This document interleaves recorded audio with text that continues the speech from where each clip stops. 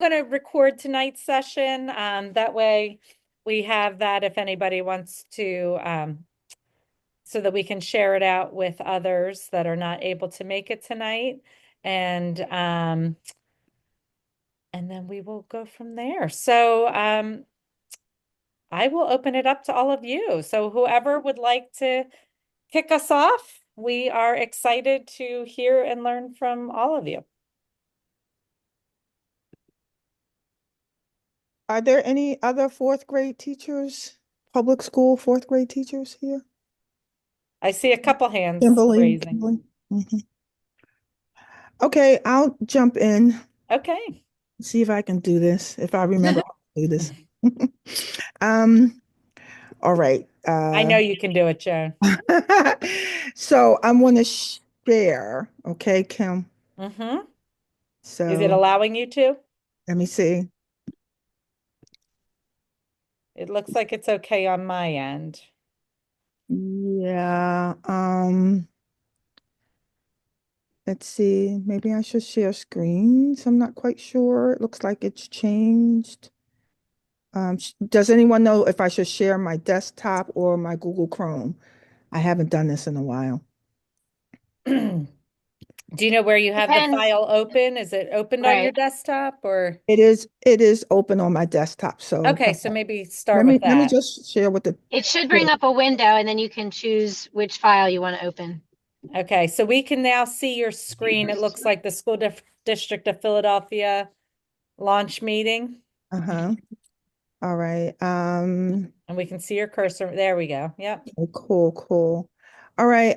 So we our first module was poetry, which tied in really well with Writers Matter. And so it was a great opportunity to teach and study poetry, and we were able to study some some of the poets like, believe it or not, Blake and William Carlos Williams and Robert Frost in fourth grade. So, but I was at first I was a little skeptical about whether they were developmentally ready for such, complex and analyzing such complex poetry. I didn't see walking through the woods on a snowy evening till I was like in ninth or 10th grade.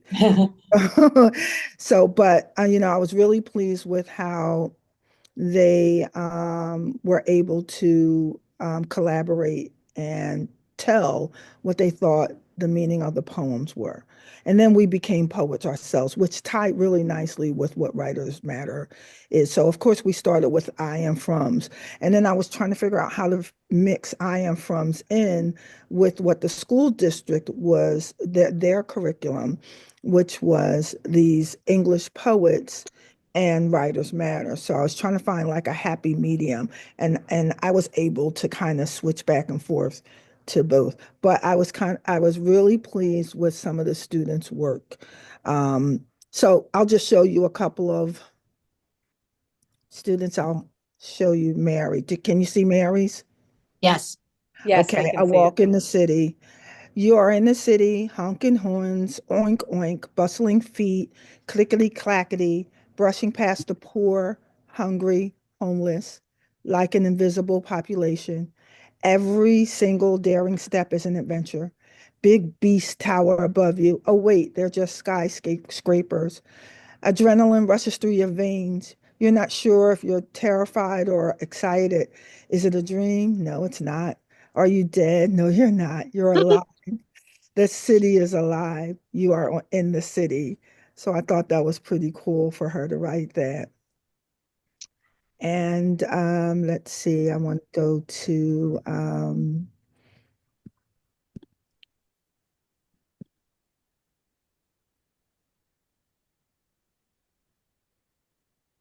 and they also had to write a paragraph that told what inspired them to write the story that they wrote. Okay, I think this is Dakota's. The love for my dad. On December 17th, 2021, when I was 6, my dad passed away. I felt lost, just knowing that I will never see him again. It hurts.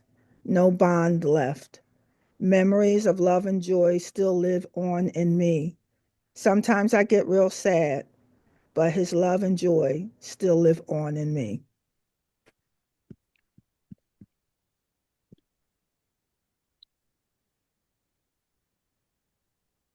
So let me see if I can do one more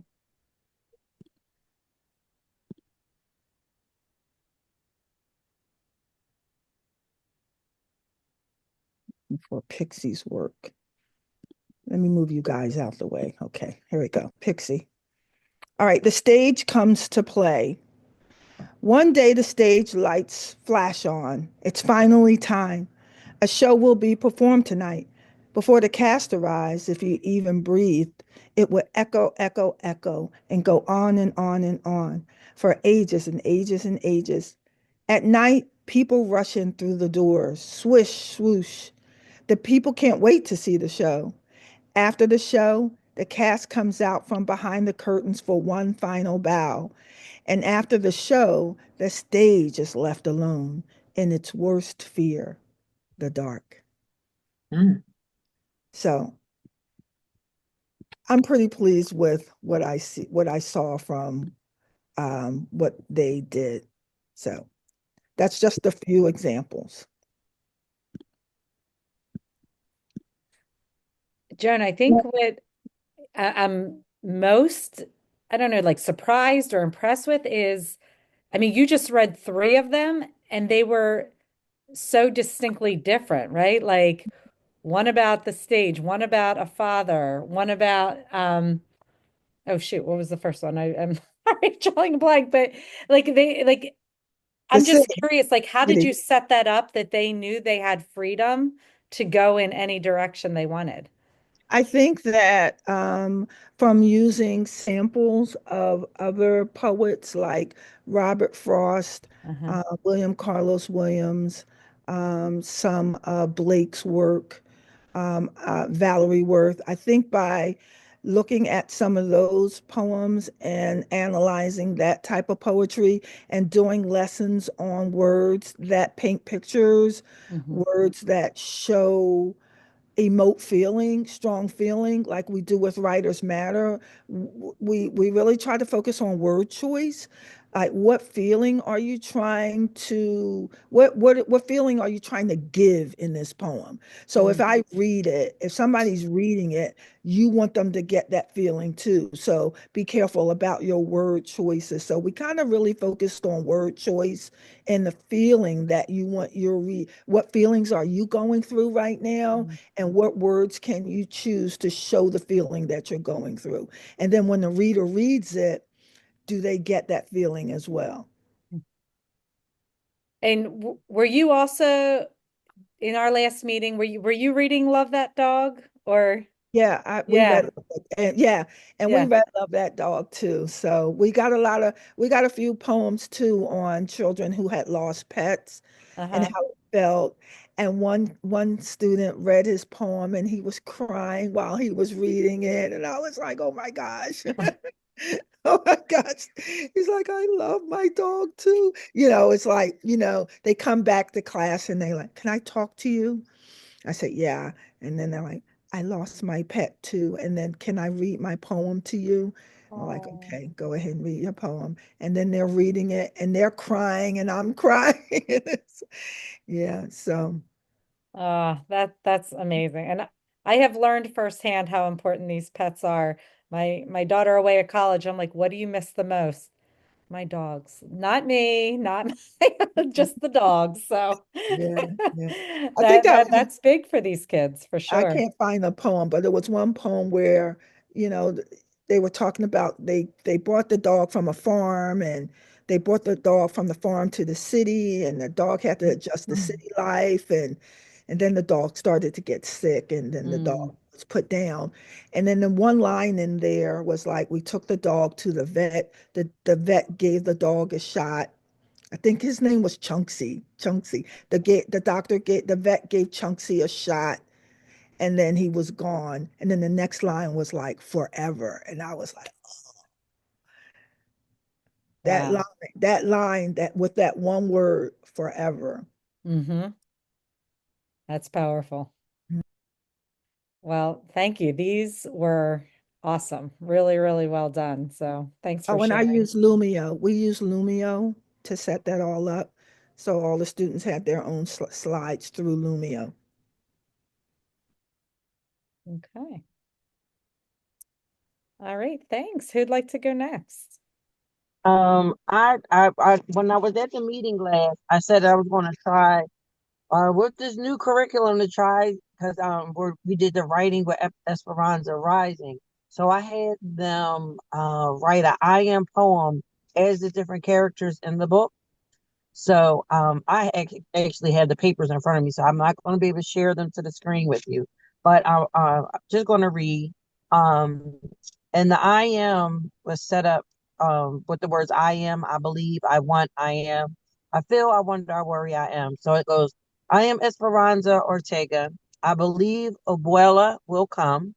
I want Papa back. I am Mexican. So for those of you who know fifth grade Esperanza Rising, um, in the beginning of the story, her father dies and they moved to the United States, and her goal is she has to start working. Her mother gets sick, and she really wants her abuela to come, her grandmother, to come to the States. And every time she works, she saves money, and she actually purchases a money order to save her money so that she can get her grandmother, her abuela, back to the States where they are. So then it says, I feel sad that Papa got killed. I wonder if I close my eyes, if I will be back in Mexico. I worry that Mama might die because her mom is sick in the hospital. I am a human. I understand Spanish. I try to learn English. I hope I don't get discriminated against. I am a peasant. So that was the one that was Esperanza. The one is her mother. I am Ramona Ortega. I believe my mother will come. I want Esperanza to be happy. I am Esperanza's mother. I feel sad for Esperanza. I wonder when my mother will come. I am worried about Esperanza's future. I am hopeful that there will be food and shelter for all. I understand that we have to work in sheds. I try to encourage Esperanza. I hope my family will be successful. I am grateful that we have work. Along with learning about Esperanza, the book itself, the whole goal, the gist, as we kept saying, is about human rights, and they learned the human rights. So when they talked about like working and shelter and the right to food and shelter, the right to having fair housing and fair health care. So they made sure that they put those things in their IAMs also. They wanted to incorporate. We try to use. I try to do everything and touch all the goals that they wanted us to do. I am Miguel. I believe if you wait a while, the fruit will fall into your hand. And that was one of the quotes that her father that passed away would tell her, Esperanza and Miguel also, because they were farmers. I want to have a job at the railroads. I am sad because I lost my job at the railroads. I'm upset that Esperanza was mad at me. I wonder why the Oklahomas work for less money. I worry about getting Albolita to the USA. I am a hard worker. I understand that the Oklahoma men have families. Um, Miguel dream was to work at the railroads. He got a job at the railroads, but Oklahoma men came in and got paid less. So they gave his job to the Oklahoma men because they took a lower wage. So he says, I understand that the Oklahoma men have families. I try to take care of Esperanza. I hope that people don't discriminate. I am hopeful. So I tried as hard as I could to try to get Writers Matters in with this new school district curriculum, and that's what my students were able to produce. Well, I think they did a great job, and I love that connection between the I am from and the story that they're reading because it it's great how just those little lines at the right you said I am, I hope, I and the way that they took those to retell that story, I think it was pretty powerful. All right. Thank you, Colleen. Appreciate that. So thank you. I think I think I want to go next because mine is also Esperanza Rising. Okay. So We'll start to see the connections, right? yeah. Everyone, So more everyone in their new Esperanza. curriculum. Yeah. We're trying to make it work. It's I think parts of it are a mess. But it's such a beautiful book, that Esperanza Rising. It So is. one of the things that they were having us, they wanted them to write a monologue from a different point of view, which was kind of that's a fun idea to like think about the story from a different character's point of view. And I'm just gonna read it because it's because I don't want to figure out that sharing the screen right now. So I'm just gonna read you. They wrote but some of them are kind of lovely. So I picked a couple that were kind of good.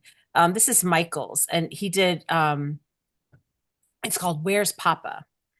And so the whole story is told from Esperanza's point of view. It's told in third person, but from Esperanza's point of view, third person limited. And then so we did it from a first person.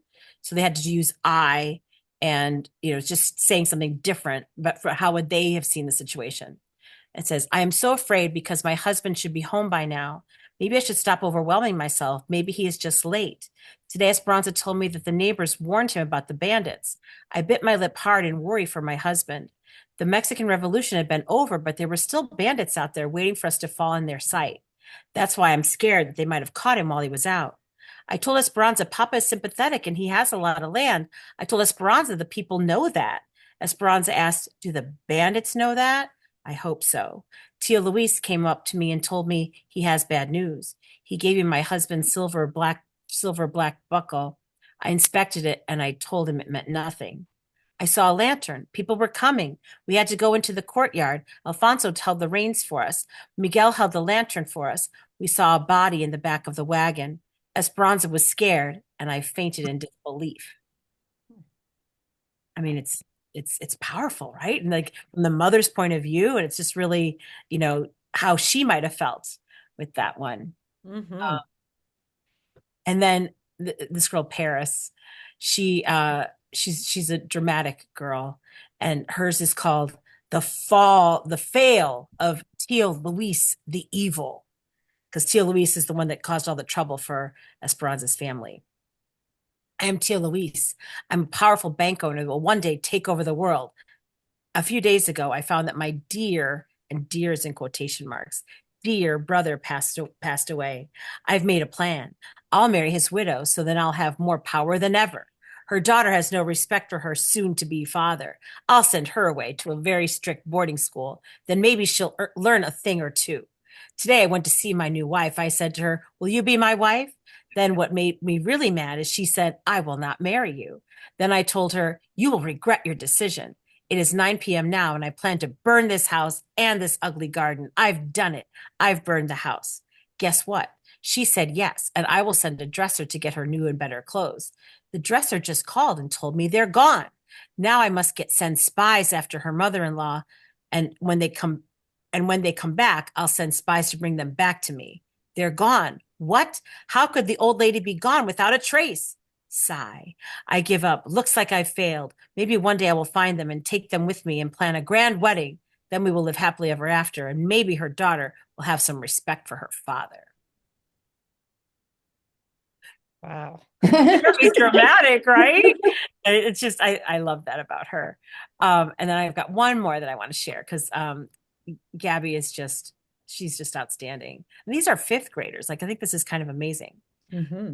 And she did from Isabel, who is the friend that she makes when she goes to the camps. Hey, Ann, you said this is fifth grade? Fifth grade. Oh, wow. Who was their fourth grade teacher? I don't know, but she must have been outstanding. They really are very talented. I wonder who their fourth grade teacher might have been. I hear there's some good teachers over there at Stanton. All right, this is the last. Okay. My name is Isabel. I live in a working camp with my mom and dad. Soon I'll be going to school. Currently, I just got into the third grade, and most of my school kids at my school speak English, and I don't know if there's anyone there that speaks Spanish. Sylvia and Melina are going to be there at least. I have two people to talk to rather than sitting alone. I told Esperanza all about it too. I couldn't tell if she was annoyed or proud. When I got gone to school, I was talking to Sylvia and Melina about some random stuff you don't need to worry about. Our teacher suddenly told us all to get down. There was a sandstorm. I was worried. I held on tight to Sylvia and Melina, scared that the wind would pull me away. We got onto the school bus right on time, and Sylvia and Melina went to my cabin. The wind got stronger. Me and Esperanza quickly put Lupe and Pepe into the room without any windows. The storm stopped, and there was a blanket of sand covering the surface. Esperanza was panicking about her family and was worried, so I had to comfort her. Alfonso, Miguel, and Hortensia came back, but Esperanza's mom wasn't with them. Esperanza kept walking back and forth. I told her to stop overwhelming herself. We later then found out that Esperanza's mom had been put into the hospital. The dust had gotten into her lungs. I didn't know what to do. I was just a girl in the third grade. The next day I went to school and Esperanza watched the babies, Lupe and Pepe. Our teacher said something about the Queen of the May or something. She said that if you had good grades, you'd be picked. But one of my classmates told me that a Japanese girl had good grades, but she didn't get picked. But I wasn't going to give up just yet. I paid attention to what I was being taught, and then I had the best grades. A few hours later, school was out. I took the bus to the cabin. When I arrived home, I told Esperanza all about it. I told Esperanza what my classmate had told me, and I also told her I wasn't going to give up. When I went to school, they announced the girl who was the Queen of the May was not me. I tried to hide my tears. I had the best grades. The rest of the kids that had good grades had frowns on their faces. I went home that day and talked to Esperanza about the girl who won. She said that it only lasted for one day, and she gave me this yarn doll. I loved it. I carried it all around. A few days later, her mama came home from the hospital, and Miguel got Esperanza's abuelita. She taught me how to crochet. Mine was crooked, though. She told me something. I didn't understand what she was trying to say, but she told me, don't be afraid to start over again. That's like the big message at the end of the book, that don't be afraid to start over again. But it was really, they just did a really nice job, and they did some art to go with it. We made the yarn dolls that they made. They're up on the wall in the back of the room, which is really fun too. It's just it made that part of the curriculum okay. Yeah. I mean, what's so great to hear is how they really captured the voices of the different characters. Like you can hear that coming alive in the way that they wrote. Yeah, they did a really nice job. I was really proud of that. Mm-hmm. All right. Thank you so much. Nice work. I'll just say a little thing. Our seventh grade teacher isn't able to be here, so she gave me some of the work, and she loved how it got the children to think and to discuss. She said they really took the IM and just talked a lot and worked in little groups. And then what they did was they made awesome word maps and in different colors, the IM. And she said she was impressed that, as someone else was just talking about, the wording, so that it wasn't the same old words all the time. And if I could figure it out, I'll show you. The word maps that they did, and then they did their rough draft on the brainstorming, but then they did pictures. And I don't have their writings because that's in their Chromebooks. But she was saying to me, Marianne was saying how much it has helped her class to be better writers. And she was excited about that they were willing to share. Because sometimes for children, it's so hard, especially the upper grades. They don't really want to take that time. But she said they had a great discussion about the IM, and she really learned more about the children, and they learned about themselves. But it's really neat how she took the word maps in all different colors, and they were able to put it into words. And then they also did pictures of the IM, which she has in their book and around the room. So they really were working on all different kinds of genre. They were writing, they were reading, they were discussing, and they were even doing art. So I found it very interesting. And we have a reading program, but then the seventh grade had to do another program, and then we put Writers Matter in there. So the teacher's trying to do three things at once, but she did a nice job trying to connect everything together. That's it. Can you just explain to me the word maps? Like, I are wish you I able to could. Yeah, share that, or it I was would just really cool. It says I am from, and then in yellow, she did like trips and pizza, steak. And then in blue, she talked about God in Pennsylvania and St. Cecilia's. And in red, they talked about their neighborhood, their parents, and other things. In green, they talked about basketball, their interests, so that when they were writing, they could take those groups and form those I am paragraphs and do it. And they did a really good job. Once I figure out how to turn that stuff around, but she said that really helped them to understand what they wanted to write. Because she said they did discuss for a while, because like we talked about before, sometimes it's hard to share. You know, people don't like to share, especially the upper, and they get nervous. So she said once they did the word maps, they were able to talk from the word maps, but then they were able to put those thoughts into writing. So it was pretty cool what they did. It was, and the colors and how they grouped them themselves, like where they thought, like what was going to be in the blue or the green or the red or the yellow or whatever colors they used. Okay, so she didn't give them the code. They kind of came up like, so Yeah. she didn't say like put words that have to do with food in yellow or No, they created their own. All they had in the middle was I am from. Okay. And then they created their own I am from, so that instead of writing it out in phrases, they did it just in words. Words. Yeah, Yeah. it's pretty cool. And then they did pictures, and then on their Chromebooks, they have it written down the way everyone else was sharing.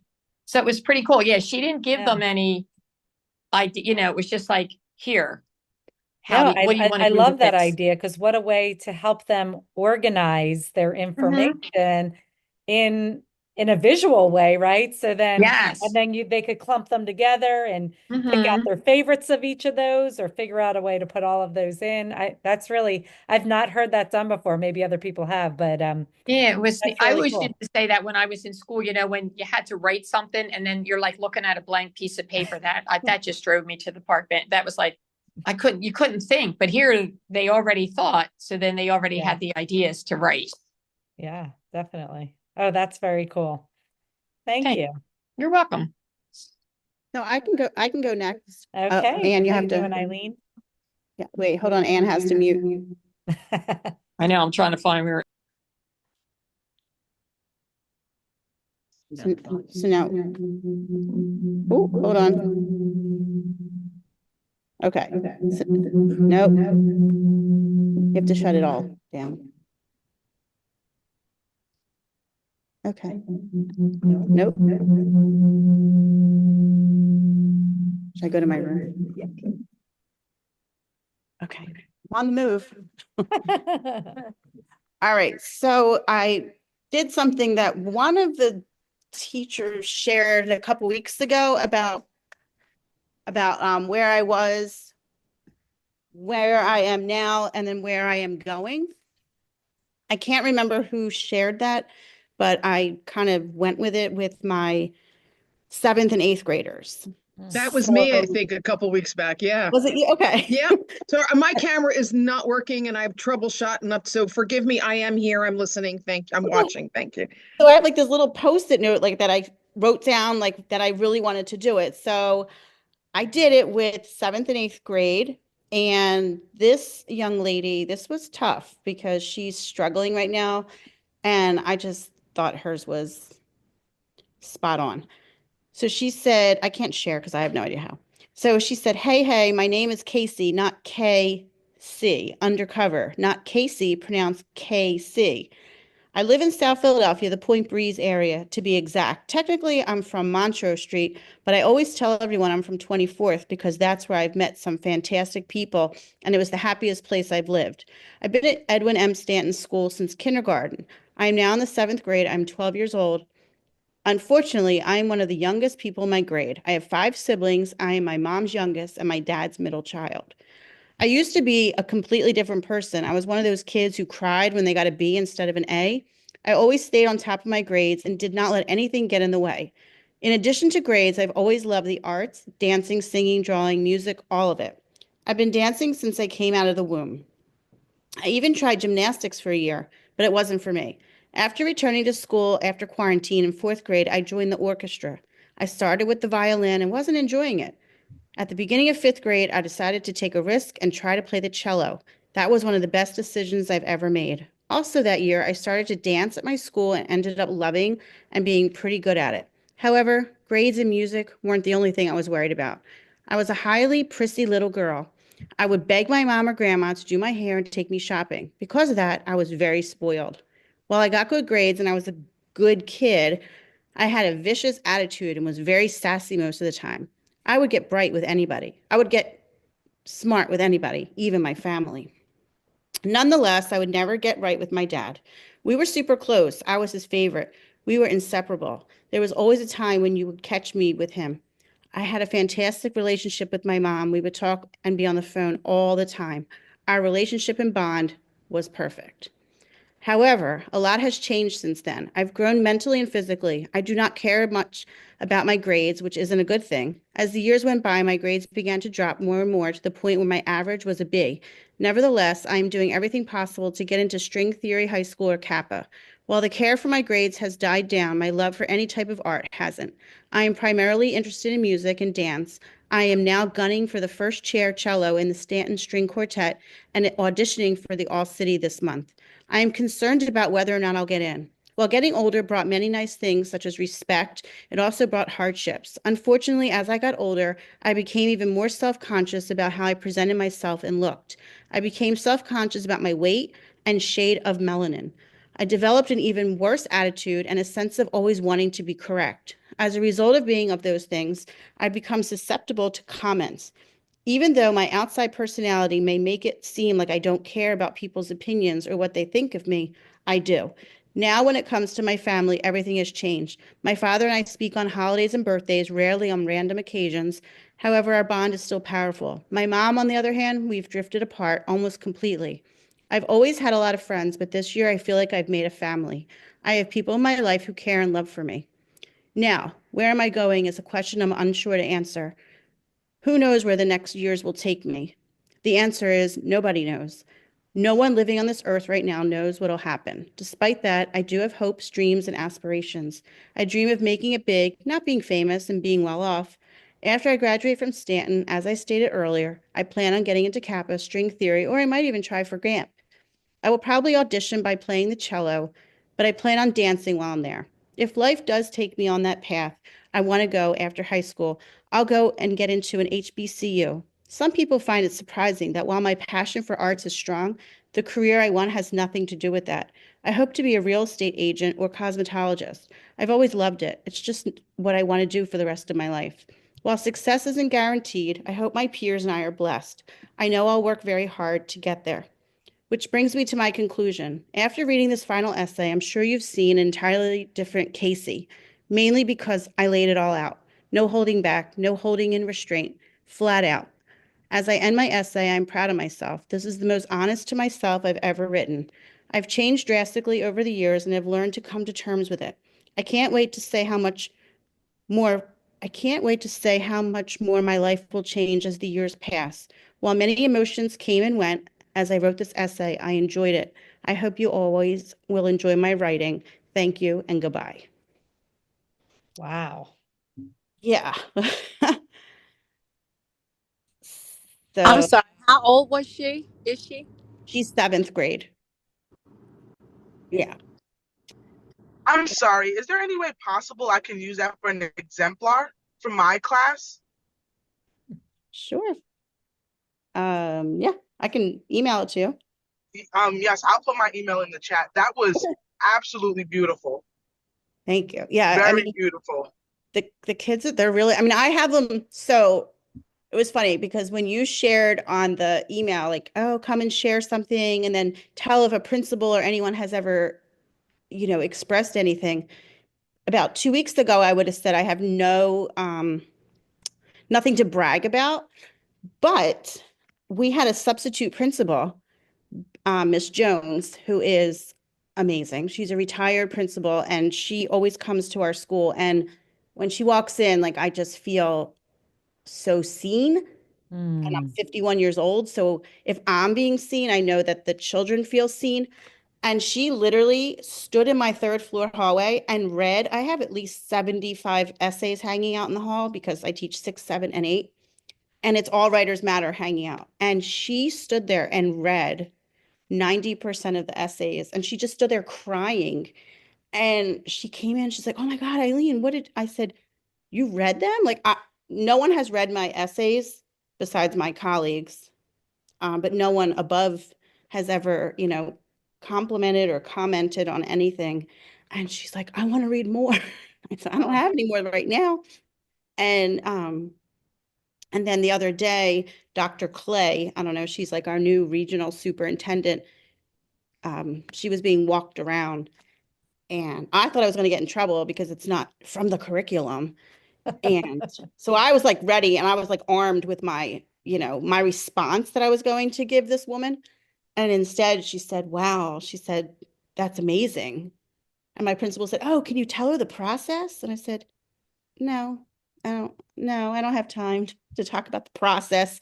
I said, it's called Writers Matter. We do it every Friday. Feel free to come and visit and you can see the process firsthand. And yeah, but so it was nice that someone else besides my colleagues took the time to get to know the kids because if you walked up and down the third floor hallway, you will actually get to know the 6th, 7th, and 8th graders who we are basically the step kids. We are the forgotten people up here. So yes, that was Wow. Casey. But you know what, Eileen? And I think I mentioned this not at our last meeting, but our meeting Mhm. prior to that. N- from students having writers matter in the early grades and third Mhm. grade and fourth grade and in fifth grade.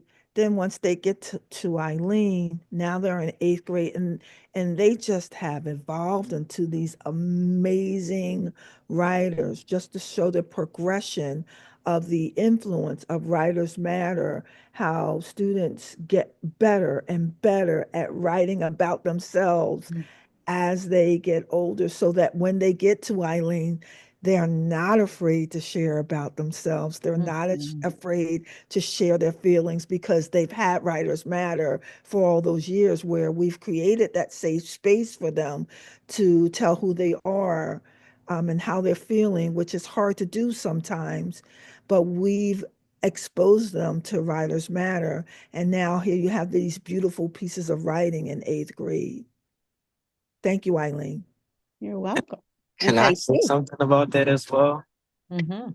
I thought that was really inspiring when like hearing you read that story. And of course I'm from South Philly and so I relate to that a lot. And you're from Stanton, so give us a shout out. Exactly, you know what I'm saying? And so that personally was like it made me like literally start smiling and even hearing her just was talking about and I heard you talk about the process and like sometimes when we're in that process we don't see how much brilliance and greatness that is actually doing because we're in it until we're able to step away from it or go to a place that doesn't have it. And I literally thought about you guys today because I was doing a program that just started, it's like a program or contract or whatever, but it's all connected. And I was going over the Wandering book and stuff like that. And I was just thinking about how much more advanced the kids in our program is versus trying to implement this similar program with these kids. And I showed them like some of the stuff that we've done and they were just like so excited. And I was like, this is stuff that we can do with you guys. It's just a process. So going back to that process word, and I always tell the teachers and students that I share time with at the end of the year. Because to me, I always say it's not about getting the results instantly. I like to be in the process of figuring it out and going through that difficult point so I can see the progression at the end. And it always gets there. So that made me feel really good hearing you share that. Thank you. If possible, I like to go next. Absolutely. Thanks, Karen. Okay. Thank you, Eileen. That was great.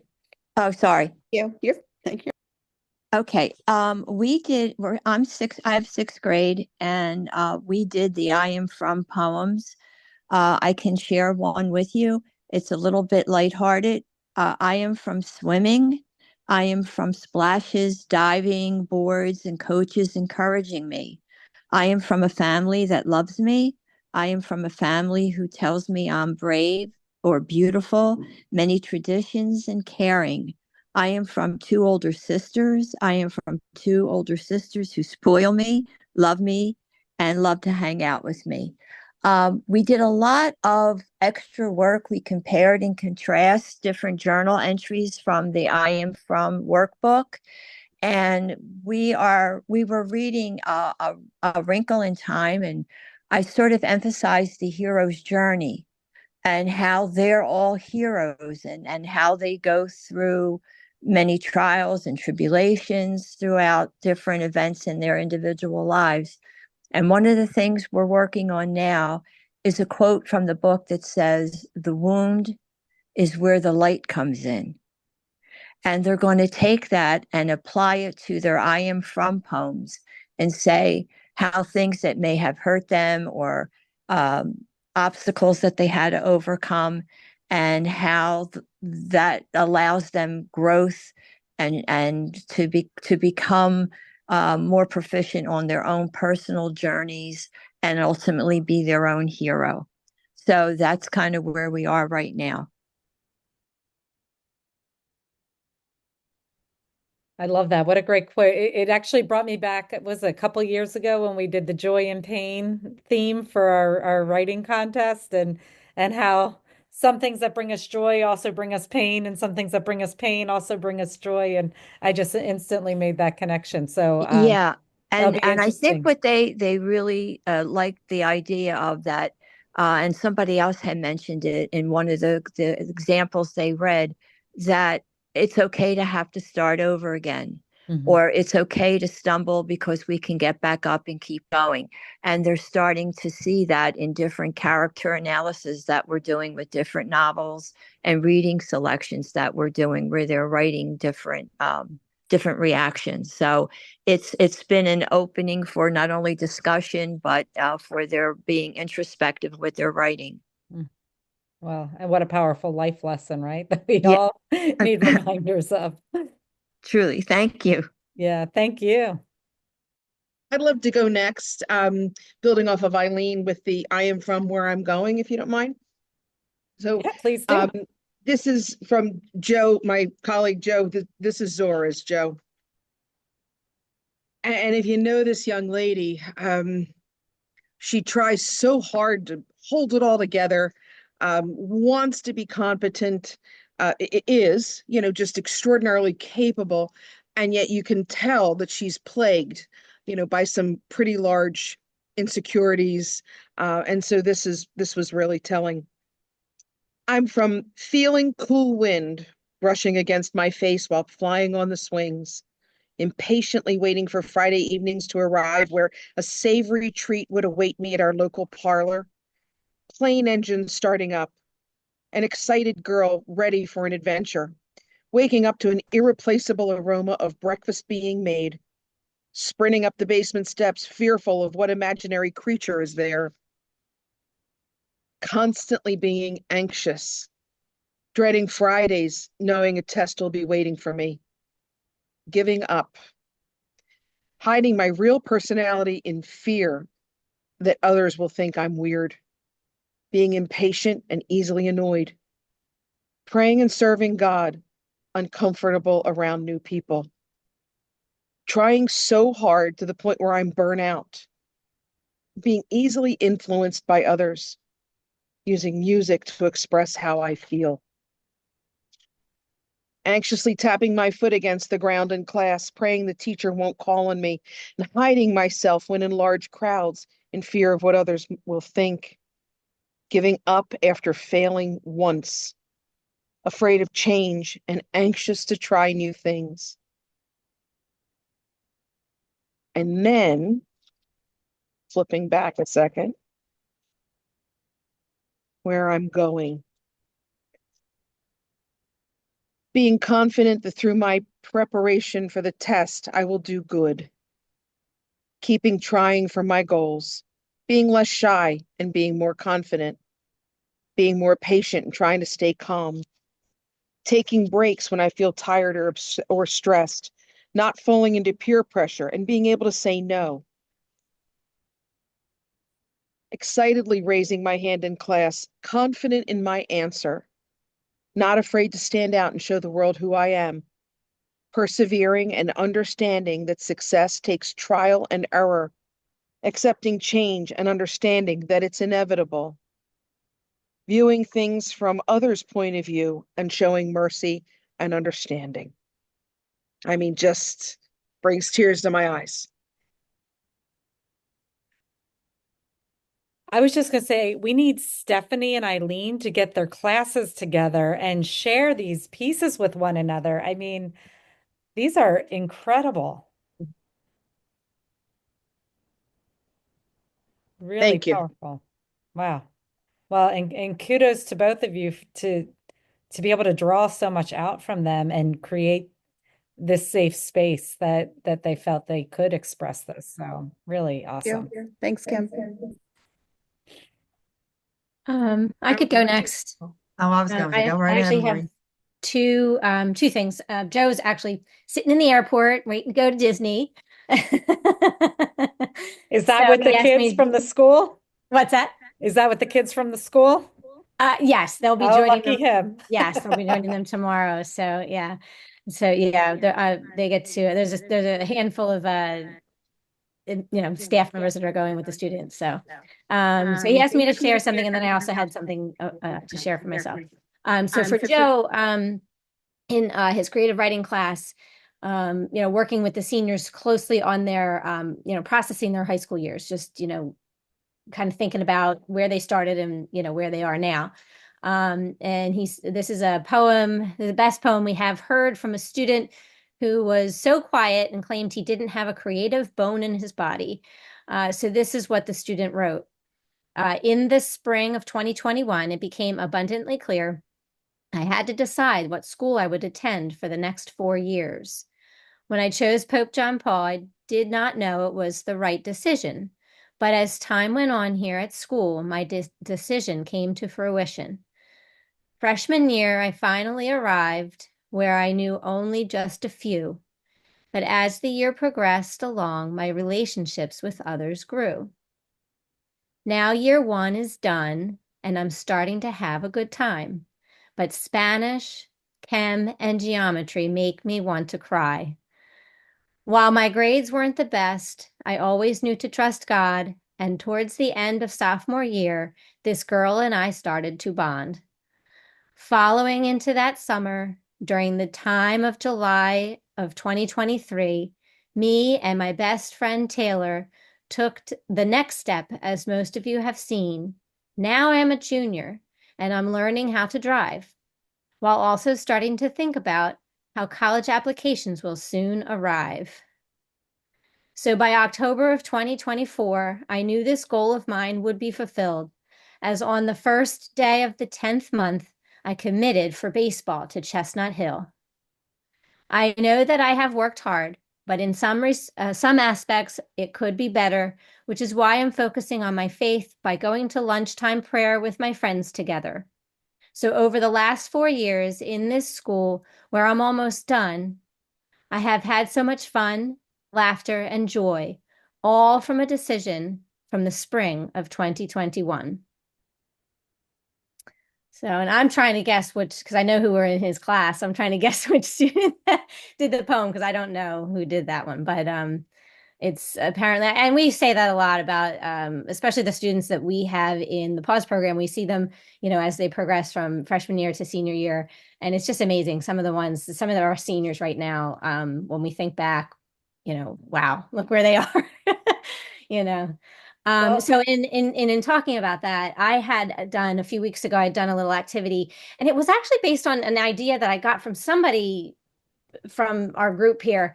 I don't remember who, but it was an idea that I sort of adapted for what I needed to do or wanted to do. So we often talk about coping strategies and various topics and related to that. And one of the things we were doing one week was guided imagery. And so I read a script and they had to imagine a peaceful place for them, a place that calms them. And so the idea was that they would be able to sort of envision this place, picture what they see, smell what they, kind of use the senses, like what they smell when they're there, what they hear when they're there, what they can touch. And so then after we were done with that, we had them, I had them write on an index card what that place was for them and kind of describe it using those senses. And then they had to draw a picture of it on the other side. I do have examples of it if I can share. We'll see if I you should be able to share on my see. end at least. Well, yeah, I'm thinking not technology savvy, but let's see here. Do you remember how good we got during COVID? Right. We step away, but there you go. You got it. Okay, how do I make it? It's really tiny on my screen, but I don't know what you can see. Hold on. Okay. So can you see it? Does it look big for you all? We can see it looks like two people standing there and like a yes. Okay. Okay. So that was, and then the next, let me scroll. So that student, that was their picture, but this is what they wrote. So my calm place is probably my dance studio. My friends are there. They make me happy, and I can also be my full self.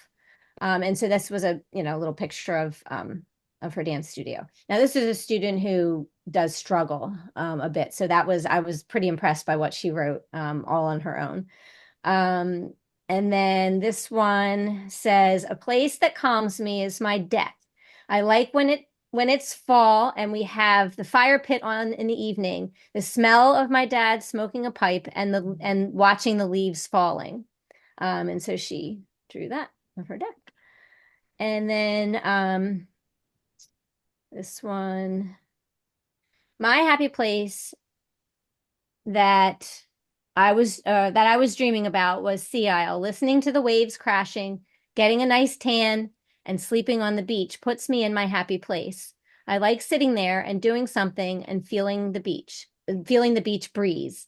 Sea Isle will definitely be my happy place. And I just thought her little picture there was cute.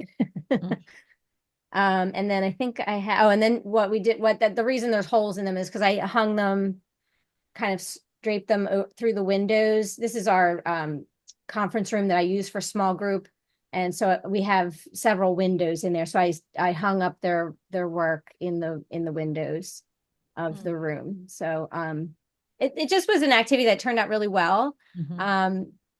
They, and I think someone else mentioned it earlier, one of the other people that was sharing, it's like, it's hard for the high schools. It's hard to, for them to be vulnerable, and to kind of open up. And I really am surprised at, the depth of some of their conversations that we have and what they do with their writing and the other work that we do. So I just wanted to share that because I just thought it was, I'm often, almost every day, every time I meet with them, I'm just surprised. And, even if we're just having discussions, the stuff that comes out of their mouths sometimes, it just makes me laugh, and so I really enjoy working with them. Well, one of the things I'm thinking about just listening to Joe's poem and then looking at what you just shared with those is, so often we talk about how Writers Matter really motivates kids and gets them to write, gets them to be vulnerable, gets them to talk about things. But, what I could really see in that too is the craft of writing that's being developed, right? And so, you know, sometimes when administrators are saying, well, what are you doing with this kind of writing? Like the word choice that was being used, the sensory details, like these are all standards, right? That we Right. need to teach in writing, but they're able to do it in a way that is meaningful to them, right? That they actually care about, that engages them so that they do the work instead of just it being lip service from you as the teacher up there. Right. So Yeah. what great examples of all of that. So thank you. I will go next. If it's okay. Yes, please. Can I just share my screen, please? Thank you. Yes, you can. Oh, I'm sorry. Francesca, do you have a question? No, I wanted to share, but I got in too late. Okay, how about, do you want to go right after Gail? Is that okay? All right, perfect. Sorry if I missed you. Okay. Okay, this is our authors at work. I teach 5th grade at Universal there in South Philly. And these are some of my students, so working. So for the fall, we did kindness, fall into kindness. I did that because I thought it was important to do so because sometimes I can see it lacking in the classroom. So I talked to the students about kindness and respect in the classroom and learning environment, how to be, to be kind to each other, and also to identify some ways of being kind to ourselves and other people. So this was a bulletin board I did outside my classroom, and then this was followed by some pieces that the students wrote. So I'm going to do this first one, falling into kindness. And the question was, how can you help to bring kindness into your classroom community? And this student responded by, I can help bring kindness into my classroom by telling everyone to pass down kind words to people. I can help bring kindness into my school by saying good and kind things to everyone, hoping they will pass the words down. And also they were asked to create a quote, kindness quote. And she said, make sure to always spread kindness. Also, this other student, I would suggest to have people write a little note of kindness to someone in the classroom to lighten up their day. How can you help to bring kindness into the school community? I will ask my peers to help out staff, make a little gift to give to friends, or a simple compliment. And her quote was, if you ever feel down, you just remember you are the best light around. That is our kindness. So let me move on a little bit here to the next slide. All right, we did an I am poem, and which enables students to explore their the personal beliefs, values, dreams, and struggles and experiences in a concise and powerful manner. And I'm going to read it, three of them. I am brilliant. I believe I'm talented. I can animate. I aim to stay in the same place. I wonder if I will be popular. I worry if my family is deceased. I understand myself. I try breaking bad habits. I am a procrastinator. I am shy, smart, thankful, careful, funny, healthy, polite, clumsy, responsible, friendly, intelligent, scared, glamorous, helpful, afraid, charming, fearless, nice. I am responsible for my stuff. I hope my family is safe. I believe in Jesus and God. I want to be a veterinarian. I'm thankful for everything I have. I'm polite to people. I feel happy and excited today. I wonder if I can have my dream life. I worry about dangerous things. I'm a little picky about stuff. I understand what I am. I understand that I'm safe. I try to be quiet. And then the last one, we looked at challenges, and this one struck me. It was, it touched me a lot for the students. She said, my brother had many surgeries and 6 medicines. The surgeries caused him pain, and the medicines, he disliked them. Every time he drinks the medicine, he wants to throw up. And when he has surgeries, he cries for pain. And sometimes you hurt him by accident, and that is why surgeries and medicine are a challenge to him. Spoke about her brother. These are some pictures of students working in the classroom. I think that's it. Oh. Those are some great examples. I love that quote, how they did create a quote about Yes. niceness. That was a unique little twist. I think you can have fun with that in a lot of different ways. Yeah. So thank you. Yeah. All right, Francesca? Thanks. So, everybody remembers I teach social studies, so we had the election, and I wanted to give the kids space to share about the election. We did an election reflection, and I'm going to just share with you the actual assignment because it was very, very simple, and that's why I wanted to share this was just seeing what the kids came up with such a simple prompt and how different it was. I think it just speaks to this program, and when you give kids an opportunity to create, they kind of go with it. So if it's okay, I'll just go through this quick little slideshow. All right. So this was the assignment. How do I feel about the election / America / democracy? Period. That's it. And I told them it could be just one word and explaining it. They could journal, make art, write a letter to VP Harris, or write a letter to President-elect Trump. So from that, I got so many different things. The first one was this, and I'm not going to read it out loud. I'm just going to give you about 2 minutes to read it because it's much more meaningful if you read it to yourself.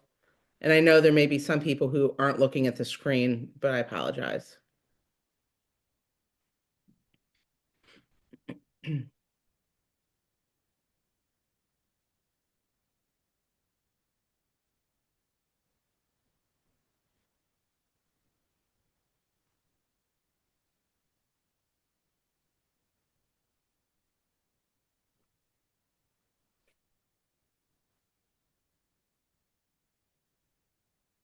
And if you just maybe give me a thumbs up when you're done reading so I can start to see when people are finished.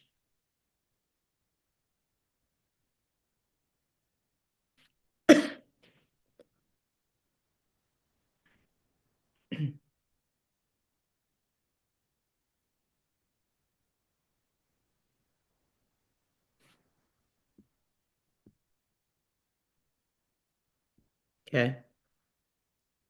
I think people are finishing up. And then I had a lot of art, a ton of art, from drawings to a kid who wanted to do the one word and explain it. A letter to Vice President Harris. Just take a minute to read that.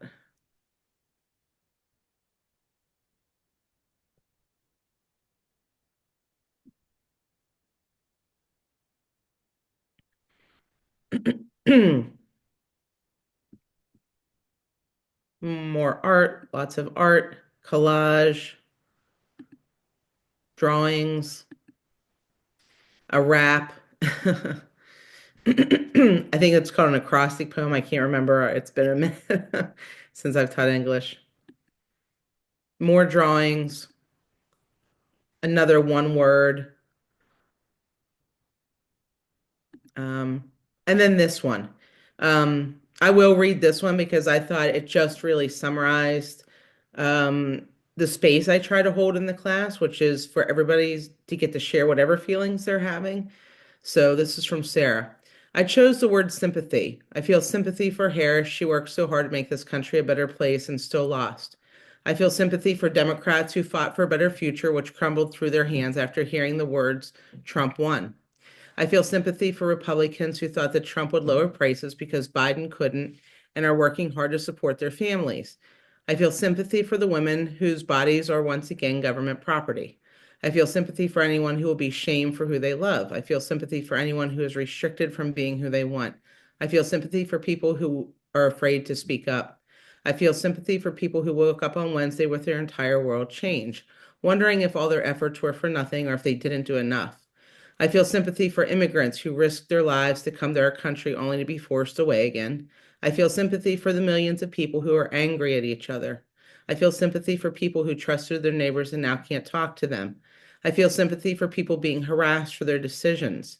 I feel sympathy for people who have lost faith in each other. I feel sympathy for our divided country, where fingers are pointed more than helping hands, where women are scared to walk on streets, where children are scared to go to school, where hate, fear, and destruction is the new normal. I feel sympathy because it's about to get much worse. And in a country where a felon can get himself out of jail by winning a presidential election, I choose not to give in to the hate and understand that Trump voters are people, neighbors, women, and the majority of them are not to blame. The only thing I don't feel sympathy for is the age-old calculated system that gives people no other option to vote for misinformation, hoping it could help. And by being angry and pointing fingers at all Republicans, we are playing into that system, which only divides us more. I'm tired of hearing people hate each other, ridicule each other for being uneducated, complain, and then not do anything about it. I choose the word sympathy because our country was made so everyone could pursue happiness, not hate. And so that's a smattering of 150 that came into me, and many of them shared in class. Everybody did the assignment. I don't think I had 1-0. I think every single upper school kid turned in that assignment, and it was all over the place. So that's an example of social studies, Writers Matter. Thanks so much. I feel a little bit better hearing that. This has been a hard time for all of us, right? Can you tell that the last line of that first one, it was something like, I don't want to wait anymore for Christmas or something like that. Isn't that right?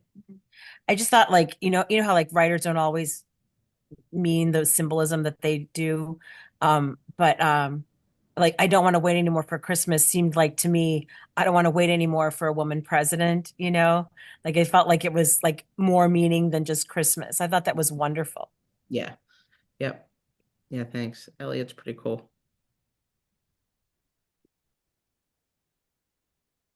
Thank Can I you. share? Yes, please do. Okay, Thank you. cool. Thanks, I don't really know Francesca. how to Amazing. do it. Okay. Sorry. Can we see it? It's coming. There, Okay. we can see it now. Thank you. All right. So I hope it's okay if I speak for the other teachers in my school. They're on here right now, but since there's only like a few more minutes left, I don't want to take up all the time.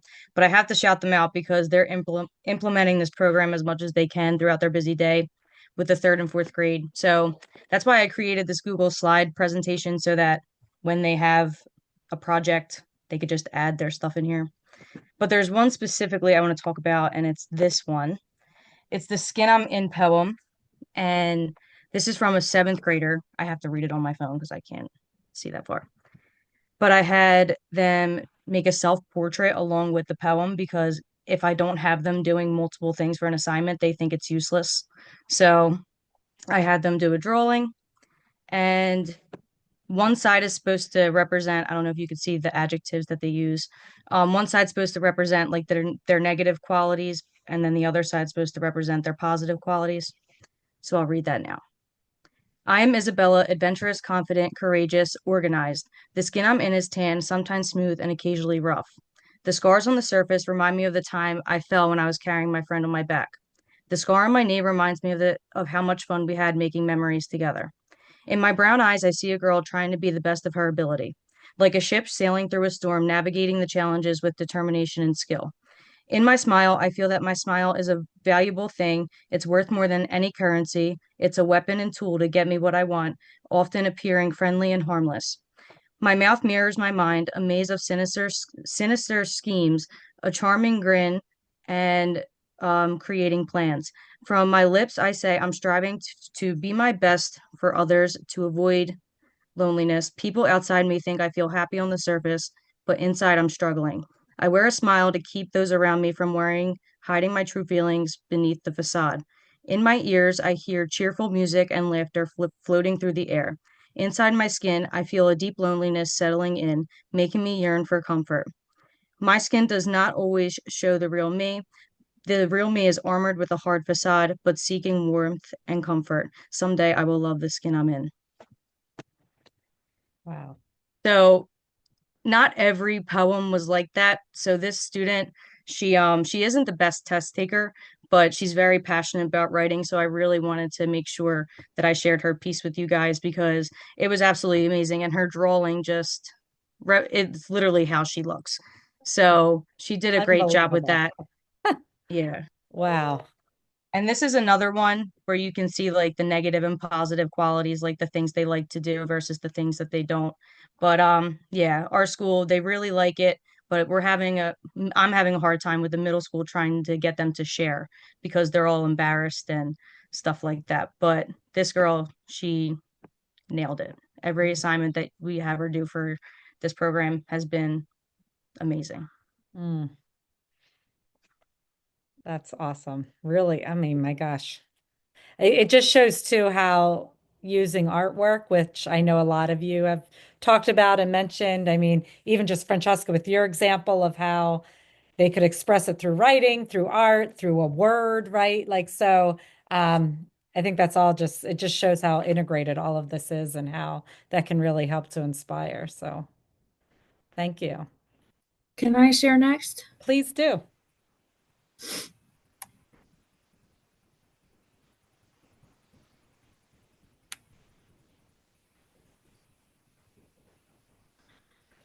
So I have the awesome privilege of working with eighth grade, fourth grade, and third grade this year.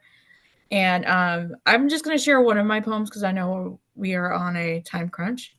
But one of my students just came from California, and she's having a hard time adjusting to Philadelphia. Mm. So this is her I Am From poem, and I just love it because it's really embodies her, and it's very like you feel like you're in that moment with her. It says, I am from the water, the cold beaches of the coast, the blankets of fog rolling off the bay. I am from science, from art, from the rich culture of Oakland to the winding paths of the redwood forest. I hear the rivers rushing now, feel the brisk air in the morning. Even if I'm not there, I can hear the waves lapping at the beach. The seagulls high in the salty air, and my home again. Wow. So I just adore it. And I thought she did such a great job. And there's more. I can send it to you, Kim. I made a PowerPoint or a Google slide presentation for fourth grade. My third grade teachers are working diligently. One has COVID, she's out, and then the other one is having a little bit of a time crunch issue, but everyone just loves it. Mm. Well, I'm glad to hear. I mean, because you've really grown the program at your school this year. Last year was just kind of you trying to figure it out on your own. So what a testament that you're getting so many involved and great work. Thank you. So thanks. I think we probably have time for one or two more. Can I go? Sorry, yes, would love that. Thank lots you. of things going on. I teach fourth grade, and I know I shared last time that it's just so interesting to me, like when there's no parameters around what they have to do, how much they struggle initially, but then like they produce these incredible things, and they all like, I mean, for my kids at least, like, is it good? Is it good? Did I do a good job? And I'm like, if you did what I said, which is there's no parameter, then you did the right thing. But I think I have two, and they're quick. They're just the little I am ones, but how deep they are, but still how innocent. Like so many of mine, like I believe in God and Santa, like these deep thoughts, but like still so innocent. This one is, I am caring. I believe in God the Father. I want the best for people. I'm from a family of 8. I feel different every day. I wonder if I could change the world. I worry about someone shooting me. I'm crazy. I understand why I get in trouble. I try to be my best in school. I hope I will get my dream job as a teacher one day. I am goofy. That they have these like deep thoughts, but still like, I'm so silly. My other one is this boy who has ADHD and he struggles with, just focusing on different things and maintaining, control of himself. So his was, I am active. I believe that I can do anything. I want to be good. I am anxious. I feel foolish. I wonder if I'm good. I worry that I am doubtful.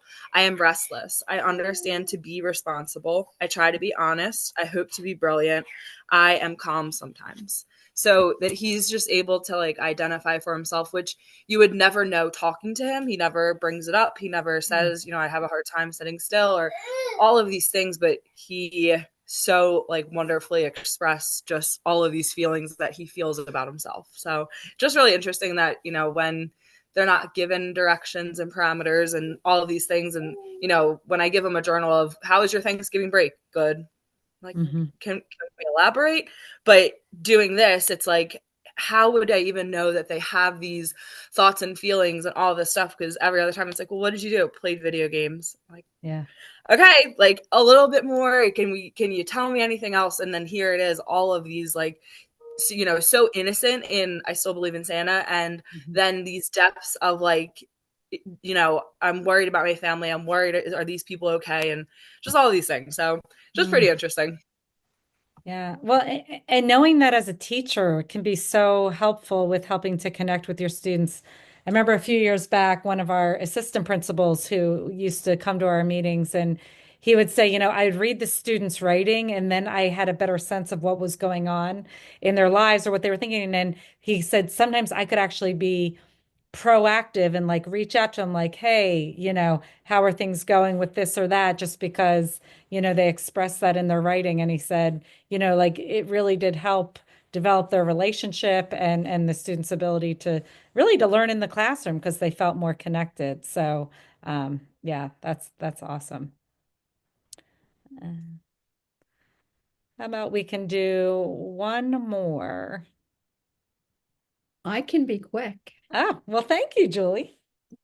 All right. So, like everybody knows, the curriculum takes up a lot of time, but what's great that we're doing in this unit is we're working with, and I like that you said the sensory words that we're using. What do they call? Concrete something in the sensory words, which are really figurative language. So, we're at this point getting the kids to really recognize figurative language, and I constantly use idioms. And when I use some figurative language, then the kids will raise their hands, like, oh, you just used a. In fact, I was in the hallway, a group of kids were working in the hallway, and I did that with them too. And they laughed that I said, oh, somebody realized that I was using the figurative language. So, make a short, long story short, we will be doing our lights writing. And I am hoping that they will be using more figurative language to make their writing better. And, you know, to really make it like somebody's in your house looking at the lights and the trees or the windows, however they use lights in their family. As you know, our students come from all over the world. So we have a lot of different religions, a lot of different cultures. So it's cool listening to the kids before they start doing their writing on how they use the lights. So I can't wait to see, the writings aren't going to be long this year, but I can't wait to see what they do with them. So that's what we're up to. Yeah, and I always used to love the way they would actually put like colored lights out in the hallway with the student writing, and even just that was like show stopping, right? Like everyone in the school wanted to stop and read those pieces of writing with the way it was lit up and we get the battery operated lights. And so I may have to change the batteries maybe once a week, but it's worth it because the kids love it. Yeah, that's very cool. Well, I'll be anxious to see what they come up with this year. All right.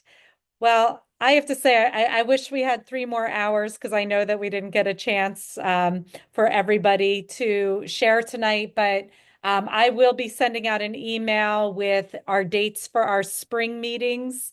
And so if you didn't get to share tonight, please come to our spring meetings or I guess it'll really be winter/spring as we come back. But so many wonderful ideas and just love hearing from all of you. Love hearing how many of the things that you shared tonight were inspired by things that you heard at another meeting and from each other. And that's what this program is really all about is just helping each other and sharing with one another and getting new ideas. So I just want to thank you all. I did put in the chat the link to the Google form.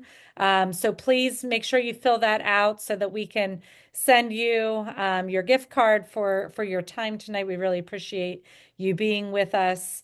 And in case we don't see you, I know we've been out to many of the schools. If we haven't gotten to your school yet, we will be in touch to set that up. We'd like to get out there, hopefully either before the winter break or if not, immediately following the break. So we'll be in touch. Any teacher leaders that are on the meeting, if you haven't sent in your November report, please do so in the next week or so. And otherwise, I just want to wish you all a wonderful holiday season, whatever holiday you celebrate. And I hope you're able to enjoy some time off and take some breaks. I know it's still a little ways away, but we probably won't see you till after that. So I wish you all the best, and we'll look forward to seeing you in the new year. Have a great night, everyone.